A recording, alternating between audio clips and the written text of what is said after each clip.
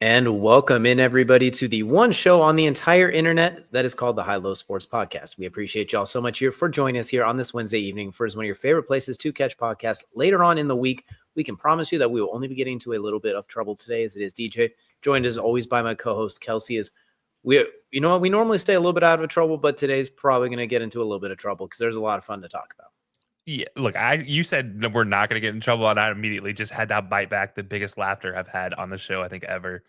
Because look, you tell me not to get in trouble. What's the first thing I want to do? I'm going to get in trouble. I'm going to find a way that, not intentionally, maybe subconsciously, or maybe it will be intentionally. I don't know. We'll see how it goes with the rest of the show. This if I had to describe this show, I'd be like if it gave your dog a Popeye's biscuit, that it just doesn't bark for like 4 hours at that point. So I think after the show, that'll be a lot of responses too. It'll just be like, I don't know what to say to that, but in a good way, because I think we got some very good things to touch on today. But without further ado, let's go and get into the first part of our show. That is, of course, the tip off, and the tip off is brought to you by our good friends over at SeatGeek. Use code BellyUpSports for $20 off your first set of tickets, whether it's sporting event, concert, comedy show, anything that requires tickets. Use code BellyUpSports and get yourself $20 off your first purchases. We're going to start the show where it kind of started a couple weeks ago, but is now officially official. Virginia Tech has secured their guy. James Franklin is heading to Blacksburg after a much reduced buyout from Penn State too. Could have got up north of $40 million. They settled for around $9 million because of the Virginia Tech deal, how it came to fruition. And from the looks of it too, he'll be there in Blacksburg this weekend as well. Not coaching yet, can't fully take over, but they got their guy. We kind of talked about a few weeks ago when it was rumored, or before it was rumored, and I just said do it. Then it got rumored, and then they did it. Wonderful move. Makes a ton of sense. I think the transfer portal is going to be popping. I think Virginia Tech's going to be trying to flip things really quickly. I'm also one thing I did notice too is when Franklin got fired, Penn State had, I think, like 17 commits decommit after that. When you compare that to Florida, when Napier got fired, it was like 2. And when Brian Kelly got fired, none. Like, just you could see how big of an influence he has. You've heard nothing but positive things from everybody besides Penn State fans. They be hating still. But I think it's a great move. I think they're going to be very active in the portal. There's even a rumor that Sam Leavitt, the Arizona State quarterback, if he stays in college, might consider going there, which I think would be a huge get. Kyron Jones at quarterback he flips a coin at any given moment. He could be Deshaun Kaiser or Lamar Jackson, depending on the plan. Unfortunately, more often than not, it's the previous as opposed to the latter. And this makes me sad that Drew Allar doesn't have that 1 year of eligibility left. I mean, maybe he could get the medical leave, but it's highly unlikely because he played too much already. Imagine him coming back with Franklin in Virginia Tech. That could be something fun. But Franklin's heading to VTech. It makes a ton of sense. And I'm excited to see. I think Virginia Tech and Miami and some of those squads are going to have some really fun battles in the ACC moving forward. Maybe not next year, but moving forward. Yeah, this is one of those, like, you always look at where James Franklin fits. He was never going to be a top 3 coach for a power forward school. That was just never going to be the option. The best option was to go to an ACC or go to a Big 12, where there's a lot of opportunity for a coach to take any one of those teams to the top. And because it's not going to happen in the Big 10, it's not going to happen in the SEC. You could probably say it's not going to happen really with anybody else. American, probably not even as well. And he doesn't deserve to step down that far. It's not like he's a bad coach, but he's like, if you look at the echelon of coaches, he's always like just below the top guys because he's a really good coach, really good recruiter, really good X's and O, or really good players coach. Not really great at winning the big one, but he can get everything going for college in the right way as long as he has the right staff and he has a quarterback that just doesn't make the bad mistakes. And that's been the biggest thing is like he can't win the big game because he doesn't have a quarterback that can either go and win the game or won't make the bad mistakes. That's really the two things with him. But yeah, I think it's a good hire. I was on our good friend Tailgate on the Quad, and Kev and him and I were talking about it. And Kieran, by the way, is a Penn State fan, and Kieran even said that that he thought he loves the hire. He thinks it's a great hire for him too, and I agree with that. It's one of those things you look at this as just like where James Franklin can be, what he can do with the Virginia Tech, where he has a great recruiting base in the Virginia area, which he was already a great recruit for to begin with. He's been doing that since he was at Vandy, and now continued at Penn State. And now he's actually in the state of Virginia recruiting. If he can keep those guys in Virginia, in the DMV area, that he has a greater opportunity to make Virginia Tech a powerhouse in the ACC. Like you said, Miami, Georgia Tech, them, Clemson, if they can ever figure it out. Those 4 schools, I feel like, can really just start rotating the ACC back and forth. I mean, if Virginia doesn't decide to stay up there as well, maybe you get a 5-team like rotation. But it's something that you look at as like, yeah, this makes sense for him. He's gonna make it a wave in the next 3 years. It's just a matter of when in the next 3 years does he figure it out with his team, because Virginia Tech is a great place to go coach. Fans love you if you just can win, or at least show the team progressing forward. It doesn't have to be a 12-0 season. It can be a 10-2. It can be a 9-3. It could be an 8-4 season. As long as you're competitive throughout the season, Virginia Tech fans will love you. But you gotta be really competitive, and James Franklin is that. So I think it's a great fit. Absolutely, it's perpetually competitive, as you mentioned. I also think he's a very good recruiter. I know he won't have the same resources at Penn State in theory, but at the same time, he's not necessarily competing against the Ohio States and the Michigans and now the Oregons. Like the direct competition is Miami as far as the ACC, which is a powerhouse, but at the same time, people Clemson, I go guess, and too. I, I'm Just saying from proximity. I mean, looking proximity wise, and now I that's guess fair. now in-state Virginia as well. I will say though, when it comes to Clemson, at the transfer portal, they're not quite as big of a competitor because Dabo will only draft players who are washed with the blood of the Holy Spirit and nothing else. Those are the only players he will sign. That is his recruiting pitch. But I'm very excited to see how it goes. I think I'm really curious to see how he attacks the transfer portal. If he tries to go like full Colorado, like something like that, and just try and flip this thing in a day. If he's going to start bringing Louis, or if it's going to be the slow build because they know they give him time. So I'm curious what was said behind closed doors. And next season, that first home game when Enter the Sandman hits, the entire state might get a little earthquake. It might be a little shaking and rumbling around within a couple mile radius. So I think it's going to be absolutely electric, especially if they do have a good off season. But I'm excited for this one. It's only the tip of the iceberg, though, as we do have a lot of coaching shenanigans going on in college football. We're not even done with the season yet. We haven't even hit rivalry week, and it's still getting interesting. So we're now dropped down to the SEC, where there could be some on the move. Lane Kiffin potentially leaving Ole Miss. Rumor is Florida or LSU seem to be there was the rumor of the quote unquote ultimatum, which Lane Kiffin did a wonderful job of basically saying absolutely nothing while saying a whole lot of words in regards to that and in regards to what his future is. Little note that Kelcey and I got from someone that we know.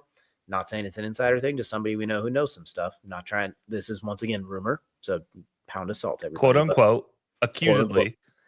That he is going to Florida. There's a very small chance that LSU might make a push at the last moment, but the family was in Gainesville. One agent has even said that Kiffin, let me make sure I get this right. He's been successful at Ole Miss with guys that would at best be backups on LSU in Florida. And the coaches, the agents, and everyone there they take that in high regard, which means if Florida wants him, it's going to be real hard to say no. And the amount of resources of that entire peninsula are going to be thrown to get him there. And I'm curious to see if those resources plus with the family being there, how does it all shake out? Because there's always a little bit more to that. And he's also, I'm going to leave it off on, don't hate the idea because I'm thinking that RPO deep shot offense he ran with Jackson Dart, with Matt Corral and those guys. Imagine that, but now you got Malik Neighbors and Brian Thomas Jr. on the outside. I think that could be something that's a little bit tempting, but I'm going to say if he does leave, it is Florida. I don't think LSU is going to make the push for him necessarily. I don't know if he'll want to go to LSU necessarily. We'll see. Only he knows for sure. I'm going to say if I had to take a guess, we're going to say like 45% Florida, 40% stays in Oxford, and then 5% goes to LSU or somewhere else. But I like the fit, and if the rumor we got is true, it's all but assured, and I can't imagine this ultimatum, quote unquote, whether it's real or not. He didn't really give us a clear answer. Lane Kiffin did very, very well. And we know Lane Kiffin's a troll on Twitter. He gets in a lot of trolling.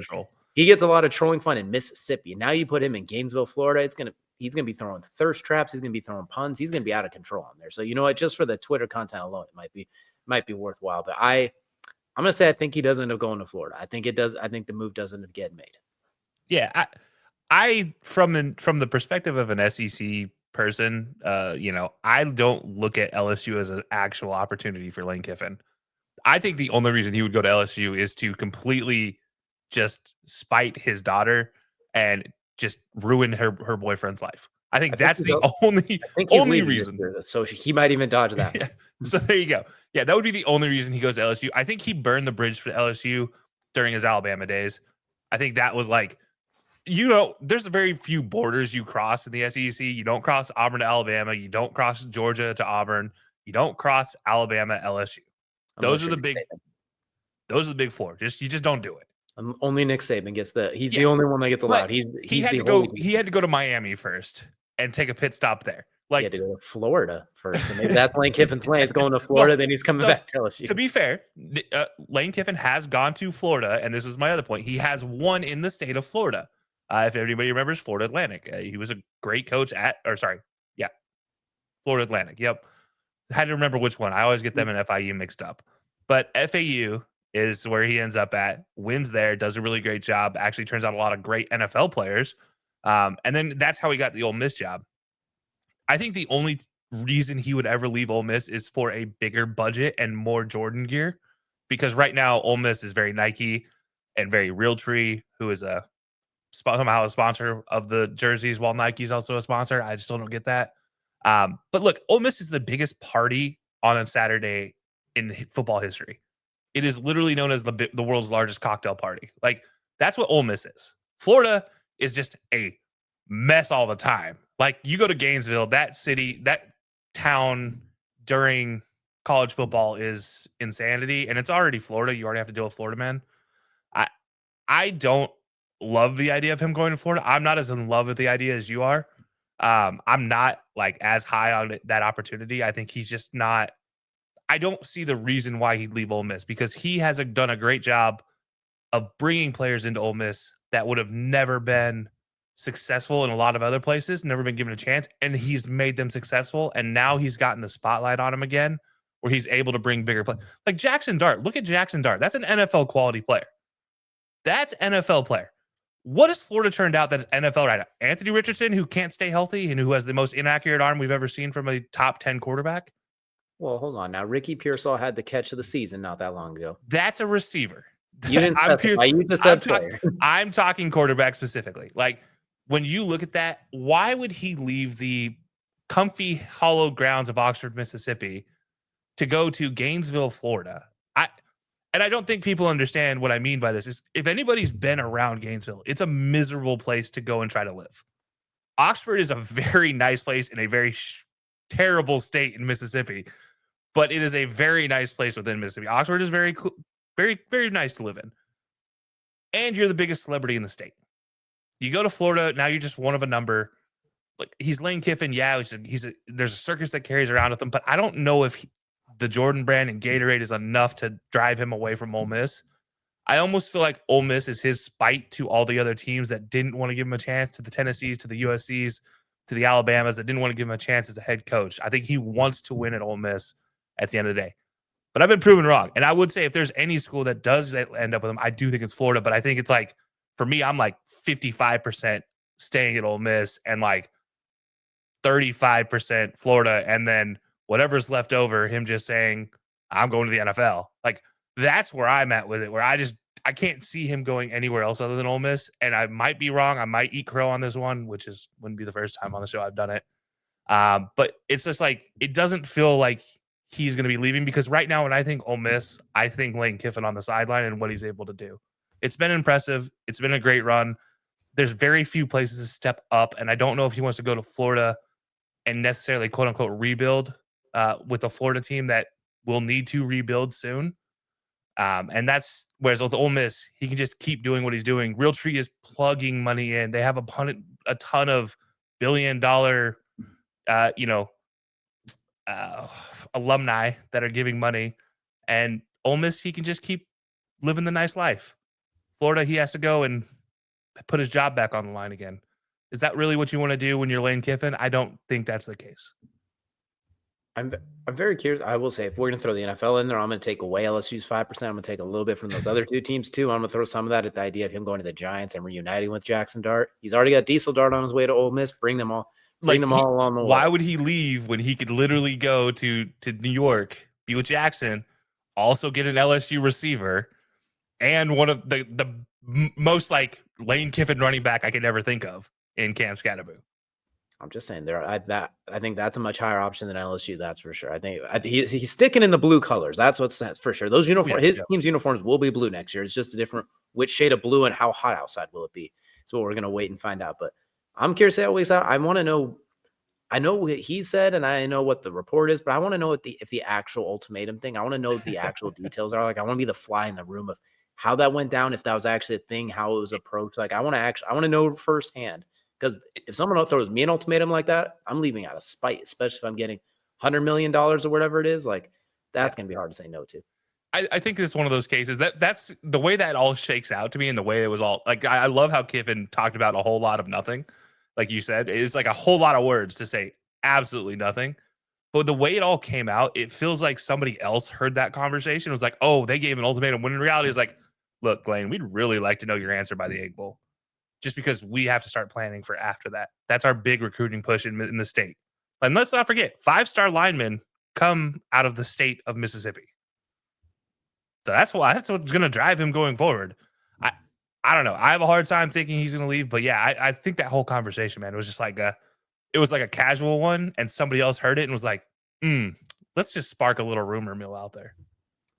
You know what? I hope it was something, because that makes it more amusing. But chances are the truth is somewhere in the middle. We will never actually fully know that, unfortunately, because that's the way that it works. But one thing we'll find out too is I think that win over Florida definitely helped Florida want to throw the bag at him. I think they probably looked at like, now we really do want him. Kike when Ben Johnson threw everything in the kitchen sink at the Bears last year. Is like, well, I could possibly be an option here. Let's show them what I got. And I think he did a little bit of that. So we'll definitely see moving forward. But one thing that is interesting is Ole Miss is in the thick of the playoff hunt right now. And if a rumor ends up happening that he's leaving, I wonder if that is going to ding Ole Miss or not. That'll be a question for a future date, assuming Ole Miss keeps winning out. Because as we take a look at the latest college football playoff bracket, you know what? Things are different than they were last year. Some for better and some for worse. At the top, we still have Ohio State. We still have Indiana. After the biggest comeback in program history, we still got Texas A&M. At 4, though, the tide is no longer rolling. There is now a big UGA dog hanging out there at number 4 as Georgia takes their place. 4 moving in at number 5, we have Texas Tech, the Red Raiders, climbing up as full control of the Big 12. At the number 6 seed, we have the aforementioned Ole Miss Rebels. At number 7, we have Oregon. Number 8, Oklahoma, after their big win over Alabama, climbs into the race against still there at number 9, Notre Dame. Then at 10, we have Alabama holding on. Number 11, Miami, still there again. Then at 12, Kelcey's favorite Tulane has made their way into the playoff as well. So once again, the issues haven't really changed, unfortunately. The rest of it I'm fine with, but I still have the issue with Notre Dame being number 9 and Miami being number 11 when they're not even in the top 3 in the ACC. I get the overall rankings. I get the highs of Miami early in the season. But let's not forget the wild inconsistencies and how bad the lows are. An ACC team has to get in there. If the team that gets in there isn't playing for the ACC conference championship, that's embarrassing. Should be the conference champion that gets in there. I digress. But once again, that is my main issue. Ole Miss at 6 still makes sense. Georgia going up to 4 because Alabama lost makes sense. At 5, I get Texas Tech getting there ahead of the Big 12. They continue. Rodriguez is looking absolutely ridiculous on both sides of the ball. They continue to be a force. 7, Oregon, it makes sense for the most part. My only issues are number 9 and 11. We're number 11 and number 9 at this point. Yeah, Miami. I'm going to stand by my entire rant from last week, and I'm going to double down on it. They are 5th in the ACC. 5th in the ACC. Hey, they went up 1 from last week. Good for them. They did because Louisville had to lose. That's it. This is the only reason. They have an opportunity to move into 4th of the ACC in the ACC this week with a loss from either Pittsburgh or Pitt or Georgia Tech because they play each other. Meanwhile, Virginia, stationary. SMU plays Louisville. So maybe there's a chance for a slip up there. So maybe they could move 2 spots. But they're guaranteed to move 1 because of the way everything happens to work out. They're going to guarantee that Pitt or Georgia Tech is going to fall below them. You're still not playing for the ACC title game right now.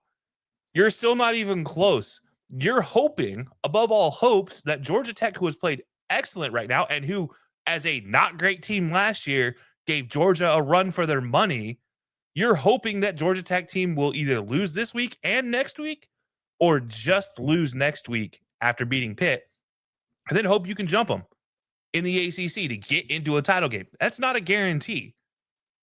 You have to, we talk about Virginia Tech. You have to hope they can beat Virginia next week. That's not a guarantee. You know, there are so many chances here that Miami won't ever see the ACC championship game. And yet here we are sitting there watching a playoff bracket with no ACC winner in it. They literally talked about we have to have the Power Fours winners. If you don't play for your championship game, you don't deserve a playoff spot. That was literally their words after all the debacles the last 2 years. And yet here we are. Here we are again. We're watching a Miami team with an outside shot. Literally, if you're putting betting odds, it's a plus 7,500 betting odds for them to be in the ACC championship game right now. It's ridiculous. What are we talking about with them being? Yeah, sure, you threw them a bone at 11. They're not that highly ranked. Why are they even in the playoff to begin with? Is my question. Because they beat Notre Dame? Okay, sure. By what? A miraculous catch? Cool. By close game? Great. Notre Dame doesn't deserve to be up here very much either. But if we're going to rank them, sure, I'll take Notre Dame over Miami. Notre Dame should be 11 if that's the case. Whoever the ACC leader is should be at 9 or 10. It was how we should rearrange this, but instead of squeaking in Miami at the back end. Just ridiculous. The bias is unreal right now. It's insane. This is like, hey, you know what we're gonna do? We're gonna resurrect the U, whether they're good or not. You're coming along for the ride, guys. It's, we always talked about it being an Ohio State and Alabama invitational, and Georgia kind of worked their way into that conversation. It was just a 14 playoff. Miami's working its way into that conversation right now with how they're treating them. It's like, yeah, you guys had Cam Ward last year, but now you have Carson Beck as your quarterback. And honestly, outside Malachi Corley, your team kind of sucks. It's not great. Not compared to how good they could be. It's like they're really banking on those highs we saw early in the season when they looked like when they were ranked in the top 5. It's like they're banking on that to come back, or it's what they do with the Chiefs in the NFL. Oh, they're 5-4. But we're still putting them high in the power rankings. We're ignoring the record because at the end of the day, you don't want to bet against them. It's almost like they're thinking that in the ACC, but they don't have the street cred to really back that up. So which is really weird. They weren't the ACC's playoff team last year either, and they aren't. It's very odd. To revert from going on a complete rehash of last week's show where we tore them apart because everything you said remains and doubled down. Yeah, I'm just tired of it now. I know. To avoid me doubling down on it, I'm going to pivot. I want to talk about OU, the new team that made it in here. Yeah. They're a curious case. Like, they deserve to be here. I'm not and their spot makes sense, but they survived Auburn thanks to a very questionable call early in the game, excuse me. They got ramrodded by Texas, and then they just ran through Alabama. They didn't run through them, but they won comfortably. They controlled that game pillar to post, and they threw Ty Simpson all over the place for the most part. John Mateer, since that hand injury, has been chaos, but not always in a good way. Like, it's been very, very up and down, very erratic. I don't know how they're good or how they're winning. Like, I can't put my finger on it. Early in the year was really good defense and John Mateer making plays. Now I'm just kind of looking at they remind me of the Bears in the NFL. Somehow at the end of the day, they just have more points than you do. I can't point out why. Like, it's not like it's heroics at quarterback. It's not always clamped down defense. It's good here, good here, good here, good there, good there. A little ugly, a little annoying, but they find ways to win. And they could be, I don't want to say scary because that's a little bit overblown, but I think down the stretch, as we get into the thick of things, especially closer to the SEC championship game, which they won't be playing in, but they'll be, as we see some of those teams shake out, they got Missouri coming up ranked number 22 and LSU, which is still LSU. Let's say they win both those games. A&M, Georgia, one of those two teams is going to slip up because I believe they'll have to play each other in the SEC championship game. Mm-hmm. A&M's going to have to deal with Texas. We'll see, because we just talked about Texas makes no damn sense either. There's Alabama could still squeaking around. Like, I'm curious. Oklahoma could almost squeak their way into like that 6th spot just by hanging around, just watching the other two teams kill each other, or they could sneak in at 8 and just be weirdly annoying if let's say the back brackets like this. I think they match up well with a Notre Dame squad. I think they could beat a Notre Dame squad. I think they should be favored in that. They won't be because Vegas, like the odds always, they favor the Golden Domes. I get it. But that makes them very interesting. Is a team going to Ohio State, for example, just because Ohio State should ramrod them would be like, what would you say, minus 13.5 point favorites, probably something ridiculous like that. Yeah, they might even give them a 15 maybe the and a half. Maybe the 2 touchdowns, something like that. Like, yeah. And then Oklahoma is just randomly hanging around, and they're very weird. But at the same token, I can see Tulane smacking them and winning by 10 points. And in the very same breath, they're going to be the weird team if things hold how they are. Yeah, Oklahoma's, so they're 6th in the SEC right now. And you say that's, you just bashed Miami for being 5th. Okay, let's talk about the playoff teams ahead of Oklahoma right now. 4 out of the 5 ahead of them are better teams on this playoff board in Georgia, A&M, Alabama, and Ole Miss. One team that's not on here that maybe has a conversation for being in here because of the ranking, even though they are as confusing as a case as Oklahoma, is Oklahoma's counterpart in Texas, ironically, who is 5th in the SEC. And was in last week. Like they were Yeah, in that spot last week. it's for Oklahoma, it's a very unique situation though. Like you may be 6th in the SEC, but you're not a bad 6 overall team in your conference. Like the SEC is just what it is right now this year. It's that deep where we talked about this before the season. You were probably going to get 4 teams in, and it looks like that's going to be the case now. And with John Materin, it's very much like they can succeed in the most ugly fashion. It's not going to be pretty. I mean, you're going to probably have 3 consecutive 3-and-outs, but then you're going to have an 82-yard bomb that's going to take it to the house. Like, but they're afforded to do that offensively because their defense has been so good. I think what they did to Ty Simpson was the first time I ever looked at Ty Simpson as like, you're not a current Alabama era quarterback. Like you're a Brody Croyle, John Parker Wilson level Alabama quarterback. So like the early 2000s level quarterback where they were just not great. It looked pedestrian from Ty Simpson because of what Oklahoma's defense was able to do to him. It wasn't like Ty Simpson played god awful. He threw the ball 42 times, had 28 completions for 300 yards. But that pick, and it probably honestly should have been 2 or 3 more picks throughout the game. Being able to do that as a defense puts your offense in a luxury where you can have a few 3-and-outs in a row and you don't lose hope. Your team can stick around because what Oklahoma's defense can do is score. They can take the ball away and score. And that's a huge leveler when you talk about what they can do. And they're a powerhouse right now defensively. It is across the board from the secondary to the linebacking core. And I talked about early in the season when they played Auburn, we talked about that game. Their defensive line is a very scary defensive line, even without R. Thomas Moore on the field. They're still a very good defensive line, and R. Thomas Moore should probably be a top 15 pick in the NFL draft.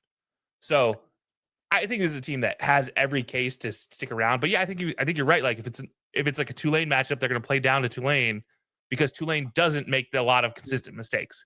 Ohio State has been afforded to be able to make mistakes so they can stick around with an Ohio State. Oklahoma could stick around with an Ohio State, and they'll probably come out on top because it's like they have the better explosiveness, usually, maybe not over Ohio State, but over most teams that are equal or better than them. Whereas like Tulane, you can look at just categorically, yes, they're going to be a worse team than them, but Oklahoma will play down to them.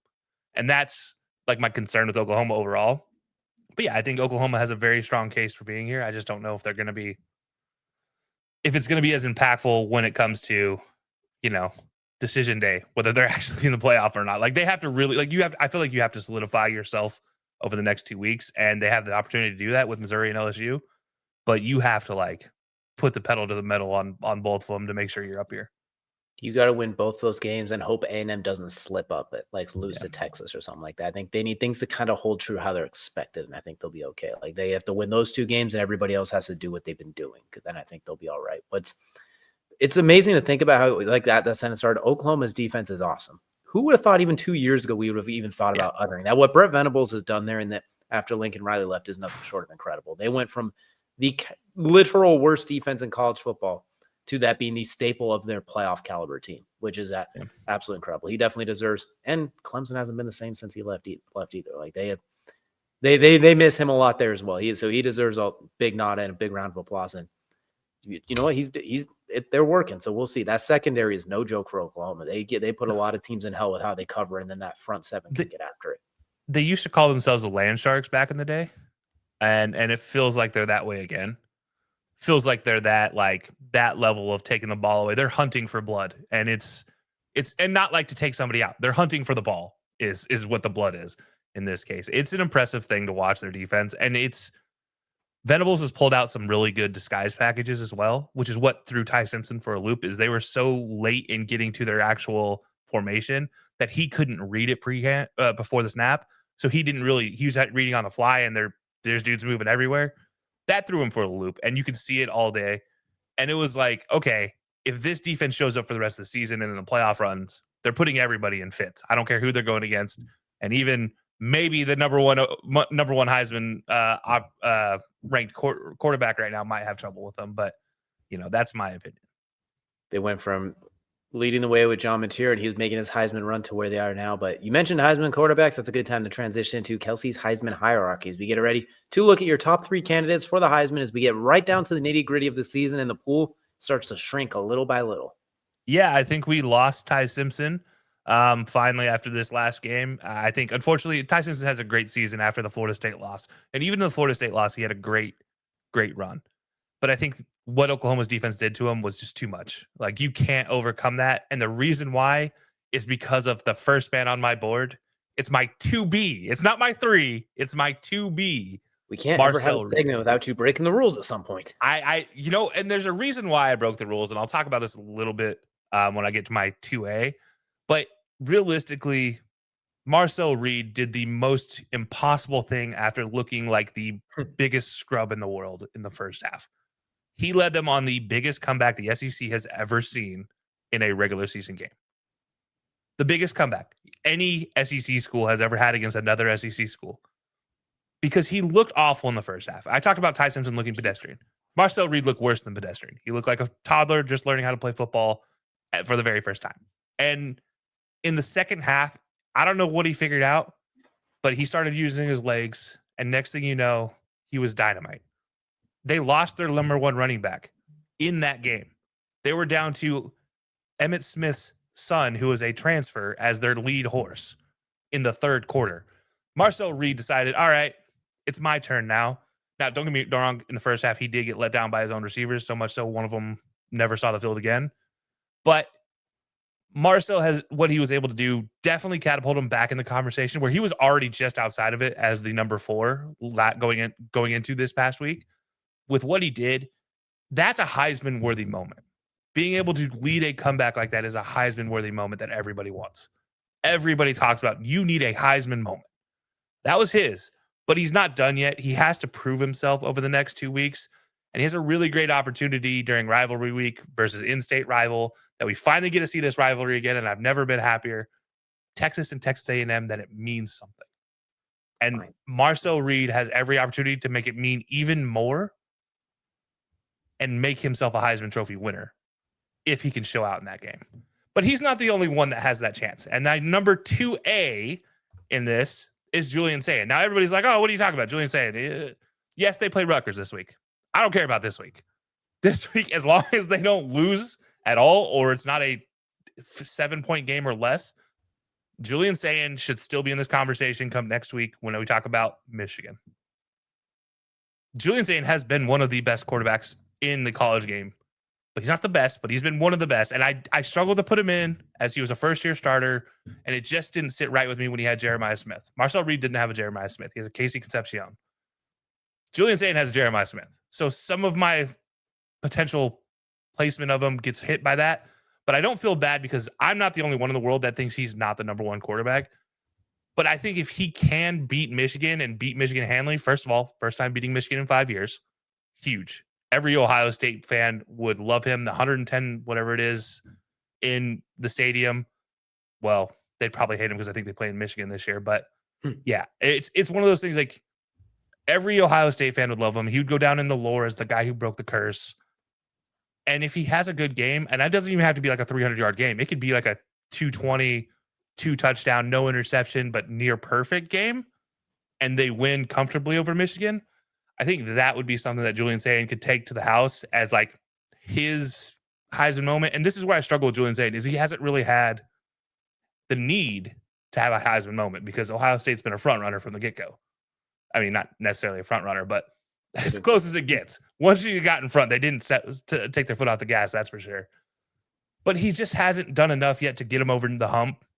But I think the Michigan game could set him over. And number 1 is the guy who has done enough in every way, shape, or form. Fernando Mendoza is my number 1. And everything I said about Marcel Reed, Julian Sayin, needing to have big games in rivalry week is true, but they still need this guy to take a step back. Fernando Mendoza has had his Heisman moment not last week, 2 weeks ago. His comeback win was impressive to watch. Him breaking the record this past week for touchdowns in a single season for an Indiana quarterback was impressive to do. Everything he's done all year long, his completion percentage, his yardage, his touchdowns, leading an Indiana and Frank Cignetti coach team to this position where they're in the playoffs yet again for the second year in a row. And this guy is a kid out of Cal. Let's not forget, he was a guy who was not looked at as a 5-star quarterback. He is the number one person in the nation quarterback wise for college football today. And he should be a Heisman Trophy candidate. And he should probably be the favorite for everybody. And if you don't agree with that, well, fair. I can understand, but it better be close. He's no less than 2 in any one of these conversations. And honestly, if you put him at 2, you better have a really good reason why he's at number 2. But for me, Mendoza is like the odds-on guy here. And it's gonna take a Herculean performance from either Sayin or Reed, but everybody else it feels like is out of this conversation as we get down to it. All 3 of these guys are under 1,000 odds to win, but the next closest is like Diego Pavia, who's like plus 2,500. So it's one of those things where you look at it as like these 3 are it. They're gonna be in New York.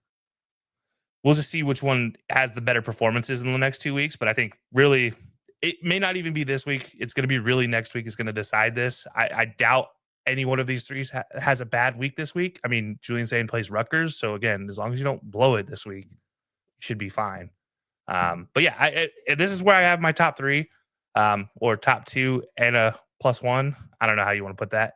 But yeah, this is what I got. Fernando Mendoza at 1, Julian Sayin at 2A, and Marcel Reed at 2B because they're just too close to tell. I feel like Mendoza should be out in front. I think that one's clear, concise. He's the number 2 team in the country. He's lighting it up. Number 1, Julian Sain's been very good. Obviously, I think Jeremiah Smith you could have both of them in this top 3 as well. I think they both have been absolutely awesome. Marcel Reed, what he just did. There's no one. Mendoza's running away with it, but I think the rest of them, as you mentioned, could catch him. But they gotta put a little extra stank on it if they want to catch him. Like it's gonna take a little bit of help. But I don't have. There's not really anybody else in the conversation besides these 3 plus Jeremiah Smith. I mean, Gunnar Stockton, not really, doesn't have the statistics to back it up necessarily, doesn't have quite the pizzazz, the oomph to back it up, if that makes sense. I'm trying to think just even of those playoff teams. Yeah, it's like it's really those Dante's up there, Dante Moore from Oregon.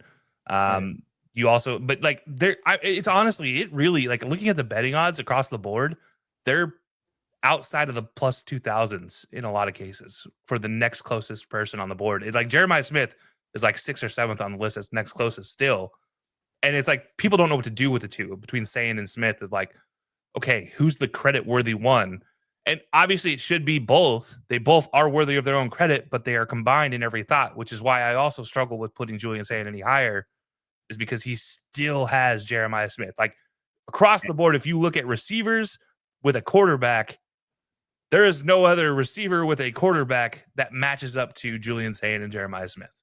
Like nobody. Best duo by a country mile. But I think we're getting close to the point where if things continue, Mendoza's and start being in like that plus 100, the minus 200 range. I think that's what kind of we saw Josh Allen down the stretch of the MVP. It's going to get real clear really quickly, barring an epic collapse of ridiculous proportions. But let us know down below who you all have as your Heisman front runners as we get closer and closer to Thanksgiving and rivalry week. Be sure to drop those down below as that will wrap up our first part of the show, the elongated tip-off, and that'll take us into the main event. And for the main event, we're heading to the NFL, and we're talking about a topic that neither one of us likes. We're talking about spitting again. But this time, it's going to involve Jamar Chase and Jalen Ramsey. We're not going to play the video. We're going to stop this nice little still shot where you can see the nice little string of mouth water flying out of his mouth. Tried to appeal it, but picture as clear as day here. And I don't want to spend too much time on this. I don't really want to look at that anymore either. That's kind of gross, but I'm gonna keep it short and sweet because you can't spit on another person. Mike Tomlin said it best: if someone spits on you, I have no comment on your reaction. Your action is your action. And at the same time, it's absolutely disgusting. Suspend him for a game. We talked about this Jalen Carter in week 1. Somehow, like it's happened twice now. It's weird that it's happened twice, but I digress there. Same time, Jalen Ramsey, you are the same guy that made AJ Green lose his cool and beat the brakes off of you. And AJ Green has said 3 words in his life.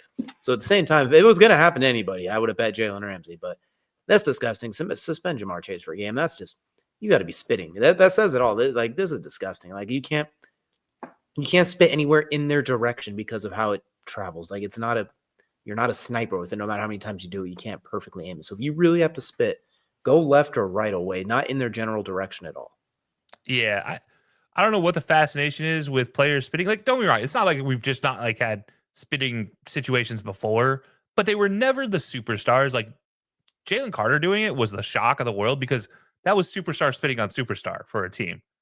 Not before the first play of the season, too. Yeah. Like, what are you doing? And then this is, again, superstar on star. Like, guys, let your 17th man on the bench go and take care of this for you. That's what they're there for. My superstar receiver should never, ever be going and handling business like this. I don't know what happened to Jamar in this one, but I just got to say a little bit of thank you in this one to Jalen Ramsey, because I play a couple guys who have Jamar Chase this week in fantasy football. So thank you for that. But yeah, I don't know what happened to Jamar. It's kind of crazy to me that that's his reaction in any case. But also, yeah, my question with Jalen is the same as yours. Like, Jalen, how did you piss off a guy again who wears a Bengals jersey when the last guy who reacted to you had literally at that point in time only had a holding call, one singular holding call in his entire career? How what are you telling people? Whose mom are you talking about at that point in time? Because there's like very few things that are off limits to players, but when you talk moms, sisters, wives, those are the three that are going to get you, or grannies, I guess. Those are the three that are going to have a reaction. And he had to have said something out of pocket. That's the only thing I can think here is like Jalen said something out of pocket, which, okay, you still can't react like that if you're Jamar, but you can't have a little bit. Yeah, like have a little bit of decency if you're Jalen. Like, come on, dude. But I don't know, man. I've seen Jalen get into scruffles before. Like, let's not forget Golden Tate and all that situation. But he brings it on himself, that's for sure. But this might have been the line. It's not CJ Gardner-Johnson levels of egregious, because CJ Gardner-Johnson is just ridiculous. But this is still like, I don't want to leave Jalen just unscathed in this conversation, because he obviously did something.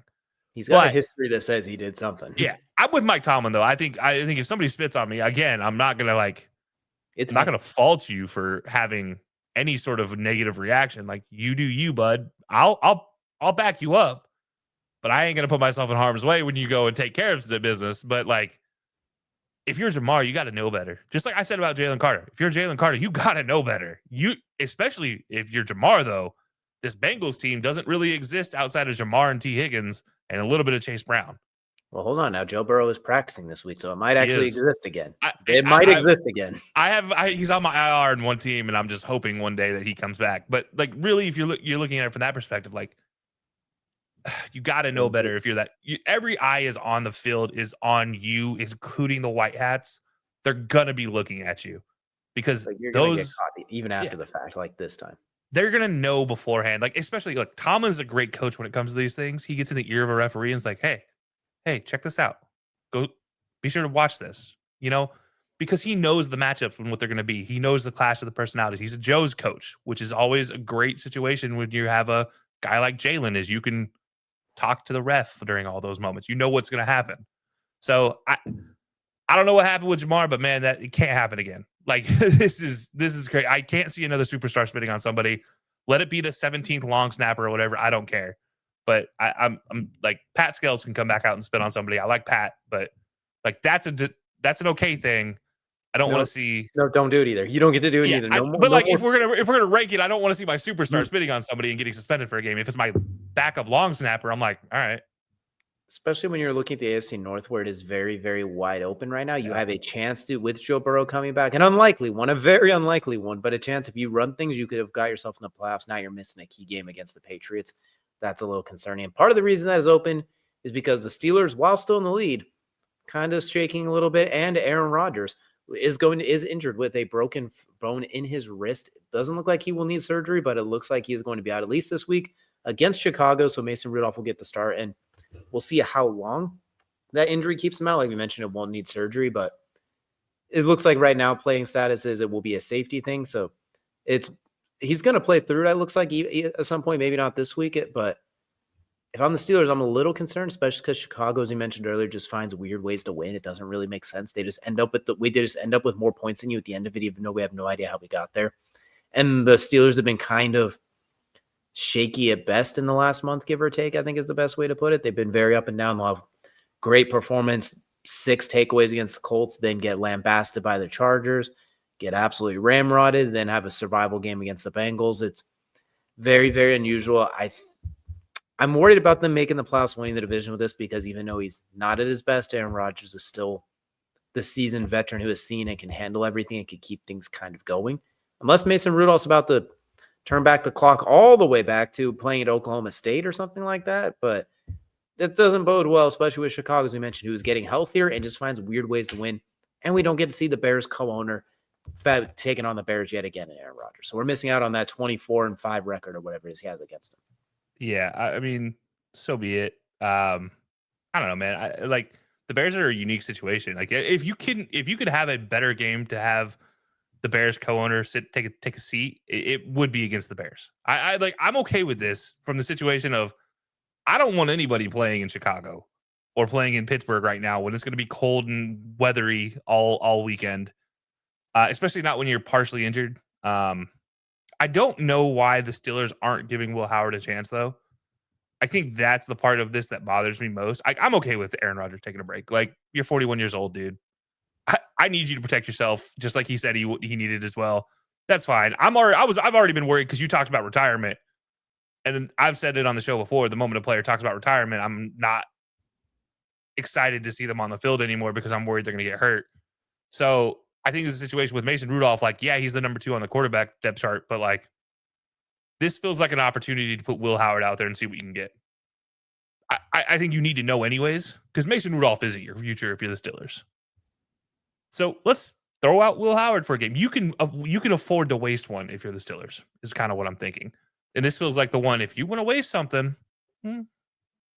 let's go see what happens with Will Howard out there. He does love playing in the Midwest, so I don't know. Otherwise, I don't hate the whole thing with Aaron Rodgers. I hate seeing anybody injured, but like, I also question how much somebody's injured when they've been playing so well so long. I know he was out for the second half of the game last week, but like 41 years old, there's going to be a professional day off at some point in time for an NFL quarterback, it feels like. Also, I think Will Howard would probably get his chance to play. I think that injury that put him on IR for the first half of the season really set him back, with ironically a wrist injury for him as well. So I do wonder if he would have been around to get those extra practice reps to get all that extra time in. I wonder if that might have changed things. Maybe right now it's just a little bit behind with that rookie curve as well. So that might have been it, I guess. There's a chance, though. He might get in there if it gets ugly. They might just put him in regardless. So we might see him once again. But what's interesting is he's the backup rookie quarterback. Looks like he'll be getting some reps this week. You know who else will be getting first-team reps is we're going to stay in the AFC North, and we're going to head to the Cleveland Browns as the starting quarterback. At long last will be Shedeur Sanders taking over Dillon Gabriel out with concussion. Hopefully the Sanders squad posse that is loud on X nonstop, they can finally be quiet.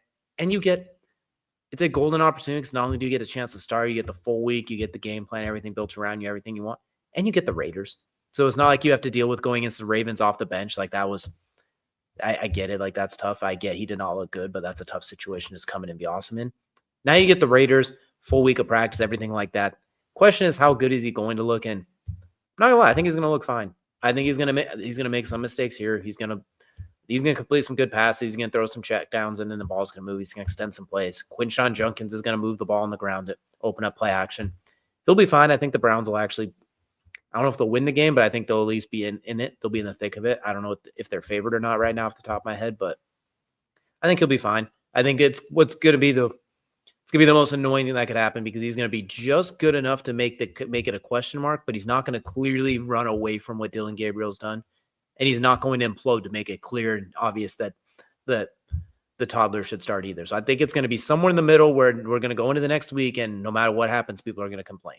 If Shedeur gets a chance to start again, it's like, oh, that's not fair. He wasn't even play that well. If they go back to Gabriel, it's going to be like, oh, it's a conspiracy. No matter what way you go about it, I think he's going to play just well enough to we have to deal with that one more week. Yeah, I don't know if this is the best game for him to start, honestly. I know, like, yeah, it's kind of not a great team in the Raiders, but there's still a pretty decent defensive line on the other side of the field. And it's not like the Browns' offensive line has been that great. And I'm looking at the rest of their schedule, I should say. The only other one that would be nice is the Titans, but the rest of it is like, well, no matter what, you're in trouble. It's tough. Like it's like you want him to see him make a debut, and yeah, if you're gonna rank it, like this is the second best opportunity you have left on your schedule. Yeah, it's a situation where I think so. I don't know if anyone else heard about this, but Shedeur was also the victim of one of these break-ins during his game, which as a young person anyways, but as a young football player where your life has always been public, that's even more rattling. I'm a little nervous about what he does this week because I think there are a lot of outside pieces of this that could impact his play internally, like inside of the stadium. And I think that's a little unnerving for him and for his potential success. But I think you're right. I think if he just plays like average, it's going to be a disappointment one way or the other next week for somebody. Um, but I think the best case scenario for him is he goes out and 300 yards or 250. You know what? In today's NFL, give me 200 yards and 2 touchdowns, and I'll call it great because quarterbacks nowadays barely crack 200. It feels like. Especially when you're starting the drives at the 35 and the 40 every time. Like, Yeah.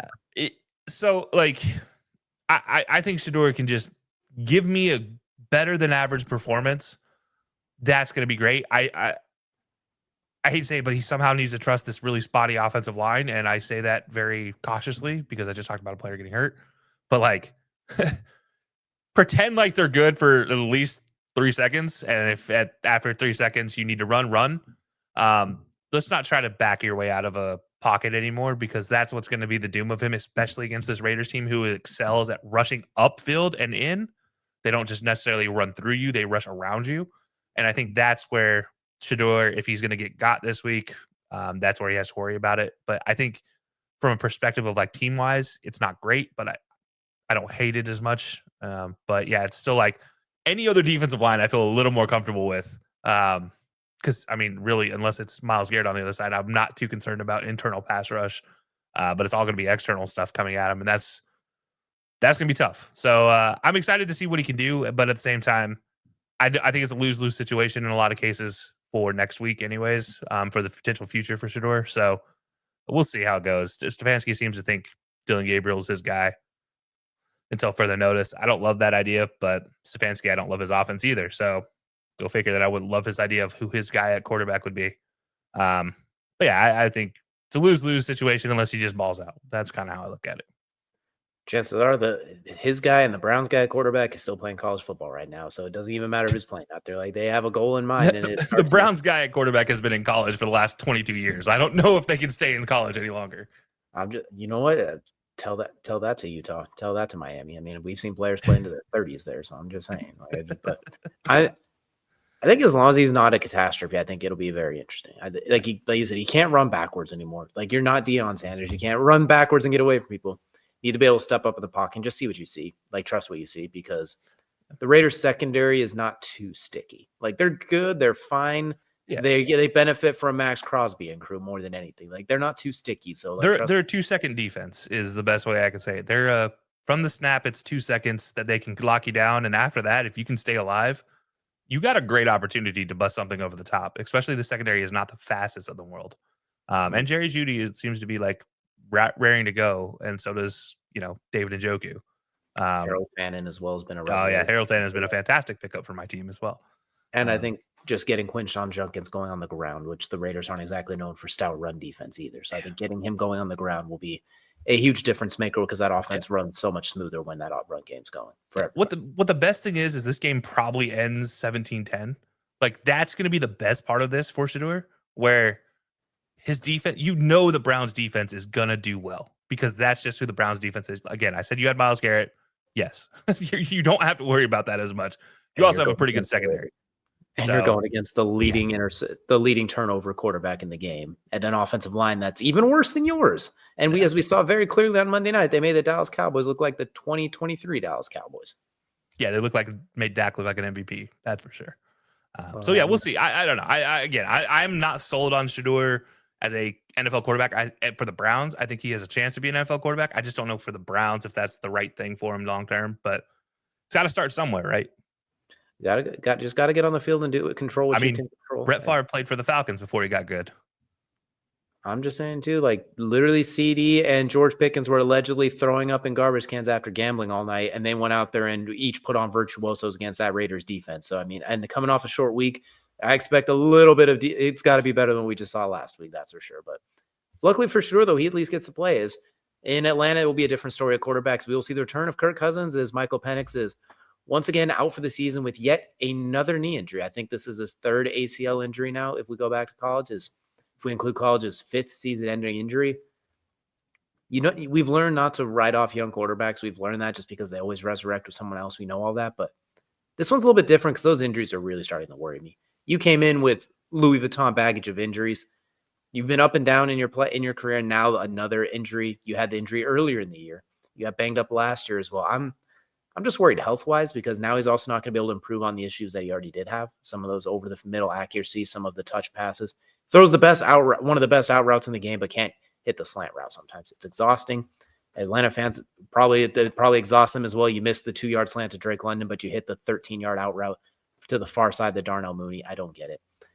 And on top of that, you don't have your first-round pick, so that goes to the Rams. So that just annoys the rest of us. The Rams are a well-oiled wagon, and now they're gonna have a top 10 pick. But I'm worried about it just from those injuries because it's as you get older, things don't heal faster. I guess is the easiest way to put it. Somebody with a couple of gray hairs growing in the beard. As you get older, you don't have the Wolverine recovery powers, and he's already unfortunately been plagued badly by the injury bug. So I am worried about just his health and him as a whole, but also Atlanta's future because, well, I'll also give them credit. This is why they kept Kirk Chains, just in case. Like this is why they kept him, even through 13 weeks. He is coming back in, but it's not promising. I hope this is.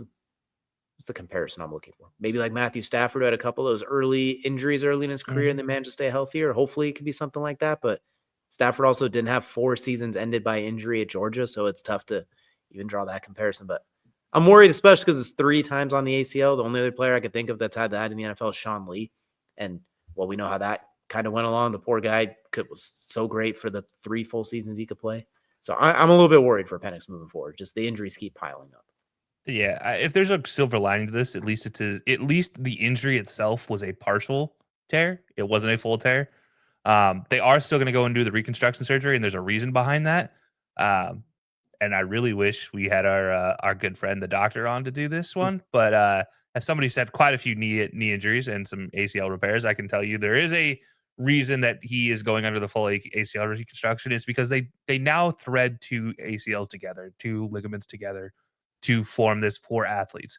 This started back in soccer with Stu Holden. Stu Holden had torn his knees up 3 times each, by the way. He's torn through his original and 2 cadavers in both knees before getting this style of surgery. And he was able to come back and play another 5 years successfully. The good news is this was on his left leg, not his right leg, who has had he had the 2 previous ACL surgeries on his right leg. This is on his left leg. Bad news is, as a lefty, this is also your plant leg.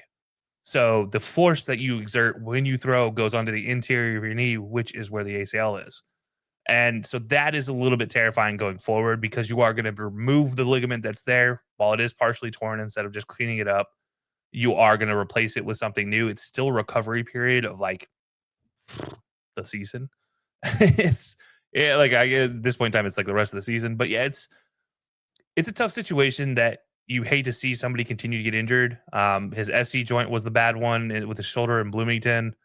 The 2 ACLs are obviously not great in the right leg, but he was still good enough to run a 4.6 as a quarterback. So he's still mobile. He's still able to move. It's not like Teddy Bridgewater and the no anything in between his knee and lower leg joints. Yeah. It is a situation where you are concerned for the future of him. Like he is promising in a lot of ways, but you also see there's like room for growth, and you are now concerned that room for growth is going to stunt what could be a really good Atlanta team going forward because there's a lot of young players. So I'll see how it goes. But the good news of this is there was no trauma outside of this partial ligament tear and a bone bruise. So there was no trauma to the surrounding muscle or anything like that, which is a good sign for recovery because it means none of his muscles are going to go into atrophy or anything like that. He's going to come back stronger, less likelihood for infection as well. So that's all positive. But yeah, it is just a little bit of shock. Normally you'd see them just clean this up, but because of the location of it, because he's a lefty, because that's his plant leg, it looks like they're just going to go in and replace it all. So it sucks. But at the same time, like, maybe this is for the best at the end of the day. So we'll see. Let's not forget too, he just missed a game a couple of weeks ago with that fracture in his ankle with a bone in his ankle. Like it worries me when the body portrays you at 25 years old as well. It does the worry week 7.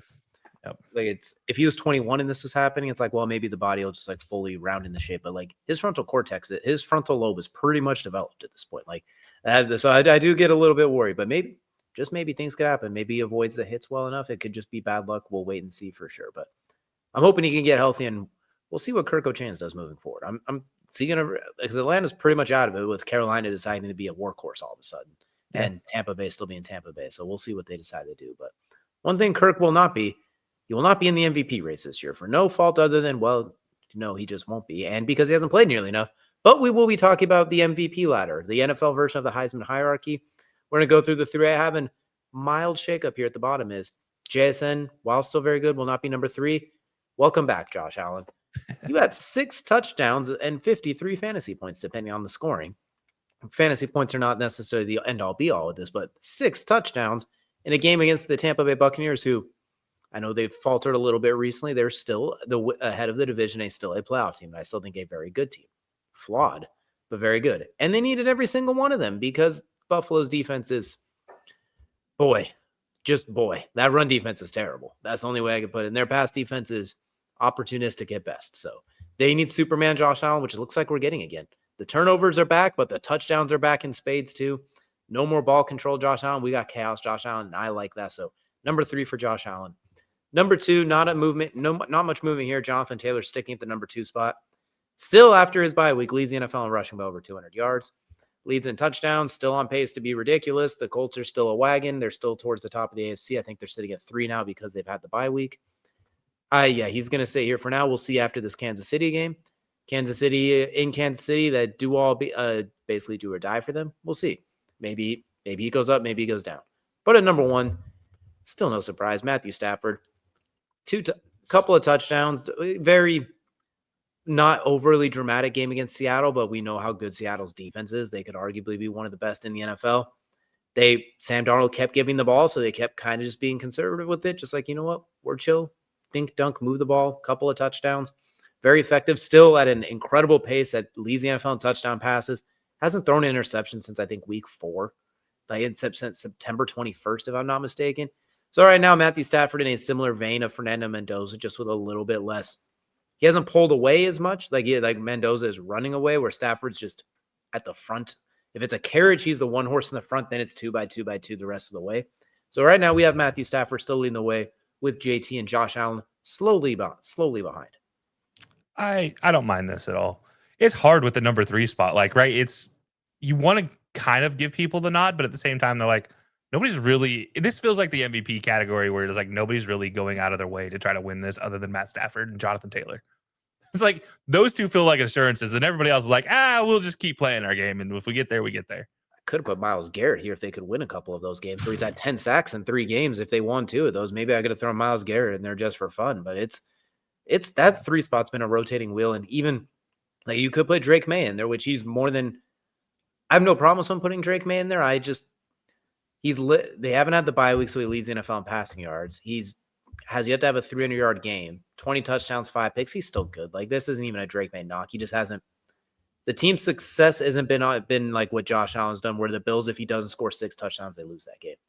Yeah. Where I look at where like Drake May's been very, very good. He's a Pro Bowl player. I don't think he's been an MVP player at this point. I think they're the number 1 team, and he looks very efficient. He has the leading completion percentage, but I think we need to reel it in just a little bit with Drake May. Yeah, it is one of those cases. I kind of alluded to this when I talked Shador, like give me 220 and 2 touchdowns. I'm fine with. Like it doesn't have to be an exceptional game from players a lot anymore to win. Coaches are more than happy with just doing enough. Like there's not a lot of coaches that are just out here like, no, we're gonna go pillar to post, front running 45-7. Like there's very few coaches that want to do that nowadays because of all the injuries. So it just does feel like this year is one of those ones like Jonathan Taylor has to do this for the Colts. So he's up there. Matt Stafford has to be the guy for the Rams because that defense is still not great. It's not great enough to help him out a lot. So it's him and Puka, which honestly, if Puka didn't get injured, you might have a case for putting Puka up here in the top 3 as well for what he was doing. Devontae's just casually leading the NFL in touchdown catches as the number 2 quote unquote receiver on top of it. Yeah. So, but yeah, like I don't hate this at all. Like I said, Jonathan Taylor to me has been exceptional all year long. And if you want to give it to any non-quarterback at any point in time, this seems like the case. where Jonathan Taylor, as long as he doesn't fall off, can keep excelling. I hope he doesn't fall off. He's on my fantasy team, on every one of my fantasy teams for the most part. So please don't fall off, JT. Matt Stafford, on the other hand, like as fine as wine, keeps getting better with age. So it's crazy to me. Like we talked about this preseason, his back injury, how scary was it? I was not a big fan of it. I thought it was going to be terrible. I was wrong. I'm eating crow. Like I said earlier, I eat crow regularly on this show. This is another one that I was like, nah, Matt Stafford won't be great. The Rams aren't going to be great. Well, I was wrong. I was very wrong.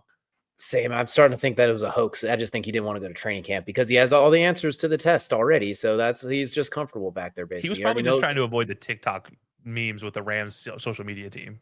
You know, I can't blame him either. I mean, he's 41 years old. He knows all the answers to the test. He's like, just let me go out there and sling it. Look at my weapons. Just don't let me get assaulted. We'll be fine. We got this. And sure enough, that's exactly what he's doing. That 3 spot you mentioned, JSN, Drake May. Yeah.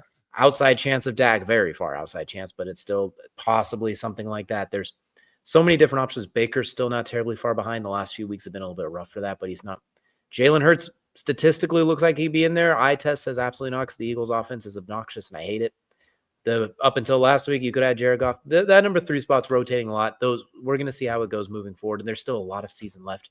All 3 of these guys could be off of it by the final one, but let us. They won't be, but let us know down below what your guys' MVP ladder looks like as we head into week 12, and that's now going to take us into a new segment for this week. We're going to talk a little bit of, we're just going to put our money where our mouth is. We're going to go with our lock of the week. We're talking all sports this weekend. Kelcey, I'm going to let you go first. What is your lock of the week? Yeah, we talked about this team needing to make a impact when it comes to the college football playoffs. I could have gone NFL here, but I decided to go back to the roots, go back to a coin flip potentially. But this is not a coin flip. It's already a minus 350 odds that they should win, and I'm going to lock it in as it should be a win. It is Texas over Arkansas. Honestly, it's an 8.5 point spread, so you could probably even take the spread because Texas just doesn't feel like they're going to lose by or win by less than 10 points. This feels like a very comfortable win. I know Arkansas's quarterback is really good, but he is not getting any help from anybody else. Like this team is the most exceptionally down bad team in the SEC outside of Auburn all season long. They just find ways to lose, and it feels like Texas is like on a roll right now where they're playing better. They're competitive with everybody except Georgia. There's always it's hard to beat a top 4 team in the country. That's my difference here. But yeah, I think Texas versus Arkansas, it's a situation where I'm going to put my money on Texas, and I've already put some money on Texas, but this is definitely when I am putting money on Texas for my lock of the week. And by the way, bet smarter, not harder. Don't bet anything you can't afford to lose. I'm hog wild over that one for sure. And you know what? Like you said, it's down bad in Arkansas right now. We're going to go to the NFL, though, so we're going to go with the prop bet. I don't have the numbers on it because they haven't been released yet, but I'm already hammering it home. We talked about one thing that Shedeur Sanders needs to not do, and that's take stupid sacks. Don't hold the ball too long. Don't try and run away. Max Crosby over half a sack. It's probably going to be like minus 175 or something, if I had to guess. But take Matt Crosby to get a sack. He's relentless. He doesn't stop, as you mentioned. The Browns' offensive line, not as good as it has been in previous years, and Max Crosby, he gets after it as well as anybody. He is an absolute machine. As soon as Shedeur tries to spin out or try and run away, you're going to see the condor come flying in out of nowhere and get a sack. So take Max Crosby's over a half sack or 1+ sacks or whatever the numbers are once they get fully released. Running away with that one. I might even have 1.5 this week. Honestly, if he gets a 1.5 over under, take that anyways. I'm not opposed to it as well. Those are some definite ones, but that's going to now do it for the main event, which will take us now into Kelcey's favorite part of every show, and that is, of course, Crunch Time. And for Crunch Time, we're going to talk about a topic that we don't normally talk about. We're talking about boxing, but featuring someone who's not normally a boxer. But in this case, can't hate it all. Jake Paul signing on to fight Anthony Joshua in a heavyweight fight in exactly 1 month from the time of the recording. Anthony Joshua is a legit heavyweight championship fighter, sponsored by Under Armour for those who care. Elite knockout power, elite head movement, elite speed. One of the was considered pretty much the best boxer in the world for a while there till he lost a couple there, but still considered one of the best. I'm gonna give Jake Paul credit. There's always been the joke of, is he ever gonna fight someone his age, somebody his size, all that sort of thing. You're fighting someone bigger than you, fighting a legit heavyweight on this one. That's it. I haven't seen the odds yet, but the odds are he probably should get sparked. So if he doesn't get sparked, that is a huge feather in his cap, even if it's competitive for more than 2 rounds. If we're being 100% honest, 2 to 3 rounds, which the funny part is he was signed to fight Gervonta Davis before this, who's like 5'4" at 103 pounds. So you couldn't have gone more in the opposite way 1 month out. So kudos to him on that one too. You're preparing for basically a shrimp cocktail that's really, really fast. Now you have a howitzer coming at you. So kudos to him on that one for figuring that out. And the reasons Javante's not fighting, like people can look up Javante Davis on their own right. So that's kudos to him on that one, is getting somebody in there without that kind of stuff going on in their life. But kudos to him. Like, even whether he wins or loses, if he just survives this one, doesn't get sparked in 2 seconds, that's a terrifying man to go against. And he's actually going against the narrative on this one of fighting old guys or guys smaller than him or guys that aren't boxers. You got all 3 of those checked here. So kudos to him. And if he wins this one, holy cow, the internet's going to explode. Yeah. Or it's going to be considered a fake. It's going to be considered rigged, and the FBI is going to have to get called. But kudos to him for even stepping the cage with that terrifying, or the ring with that terrifying man. Can't hate on this one or really question it. Yeah, and I don't do this often because I think I've bashed this guy for a long time here on this show. Every time this stuff pops up, I think Jake Paul is finally taking boxing seriously. They have a legitimate training camp in Puerto Rico. There's a whole reason for the Puerto Rican flag gets thrown up. They have a legitimate training camp. Him and his brother have a legitimate training camp in Puerto Rico. But Jake Paul is literally always down there. He's a legit heavyweight too. He himself is actually a legit heavyweight in weight. So it's not like it's a situation where he's fighting out of his class or anything. Like Javante was like 100-pound difference between the two. It's crazy, or 75 or something like that. But if Jake Paul's not a heavyweight, he's a light heavyweight. I know he's up there in weight though. He's probably a comfortable 210-ish range. Yeah. Yeah. So, I mean, it's going to be a relatively fair weight fight in boxing. It's very odd sometimes because heavyweight has no cap. He will have a cap on this one. He can't go. They did. Sorry, I was going to throw in there for Anthony Joshua. He can't go over 245. So that is his limit. Okay. So they part of the contract is he can't. I think that's about what he normally weighs in as. So that's not a huge thing anyway. But still, yeah. So they didn't let him go up into the super heavyweight like MMA class. Like he normally fights at like 245. I think that's pretty much where he's at. They basically said like, yeah, you can't randomly get super thick. Yeah, and that's fine. I think, but that also limits the ability for Anthony Joshua to get out of shape and use that as an excuse at the end of the day. So I think this is one where you're not going to get the most informed Anthony Joshua. I think that's a fair assumption here, because he's not been the most informed boxer lately. It's not down to late notice or anything like that. He himself has just not been in the best form in the ring. But I think this is one that he's going to be like ready and raring to go. And I think Jake Paul is going to give him an actual fight. I hope this isn't going to be classified as an exhibition. I actually want to see them fight for real and not have any question marks. But every one of these other fights have been like exhibition fights, so they're questioning how real they are. I'm hoping this one's actually legit, because I would like to see Jake Paul actually fight, because he seems to be giving it legitimate opportunities to succeed at boxing. And I think it is a sanctioned fight with 10-ounce gloves and the 8 3-minute round and the 8 3-minute round. So it will. So I have a hope. Professional record. I have hope here is what that means. It is crazy to think that we're talking about a guy who was known for the Disney Channel first and then TikTok and Vine, or Vine and then TikTok. That is potentially putting on the best heavyweight fight of the year in boxing, but this probably goes down as the best heavyweight fight in boxing this year. And if it's an actually good fight, if he doesn't get smoked in 2 minutes, I do like this going 5-6 rounds. I do think he's going to inevitably gas out. I think Anthony Joshua was just that dude. He's done this for a longer time. That caliber of stamina sticks with you. But yeah, I'm actually okay with this. Like, I think if I was going to ask for any one of these type of superstar influencer plus boxer fights, I'm okay with this one. Don't give me the Javante one. Was like, I was less interested than anything else in the world right there. I was like, that is don't get me wrong. I think in the ring, Javante would have been a very interesting fight because he can blast almost anybody. Out of the ring though, that I'm glad he's not fighting. He has no problem blasting people outside the ring, apparently, too. But for context, Gervonta Davis competes in divisions at 135 and 140, where Jake Paul competes at cruiserweight, which is a 200 limit, against Mike Tyson, the famous Netflix one. He was at 227.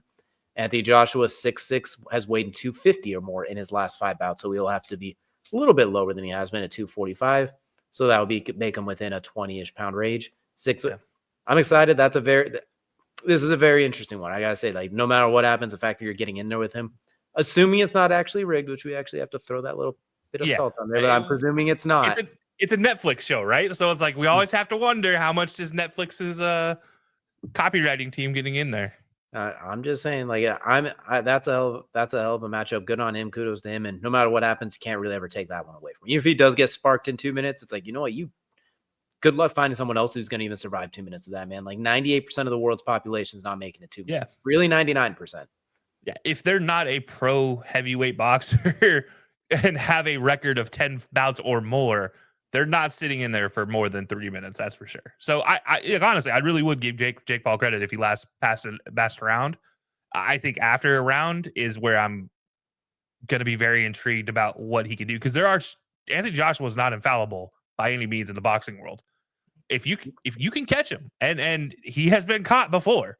He's been cracked. Like if you can land, it can change some things, which makes it a little interesting. Yeah. But at the same time, you got to get inside that range. You got to connect, and Yeah. got to avoid the nuclear warhead coming out of his right hand coming back at you if you do miss. So this will be interesting. We'll definitely talk more about this fight as it gets closer as well, since this one's actually boxing, not Foxy boxing, or with some of the other ones have been. This one's very legit. But that's going to do it here for the High Low Sports Podcast. We appreciate y'all so much for joining us here on this Wednesday evening, and we'll see you all again next time.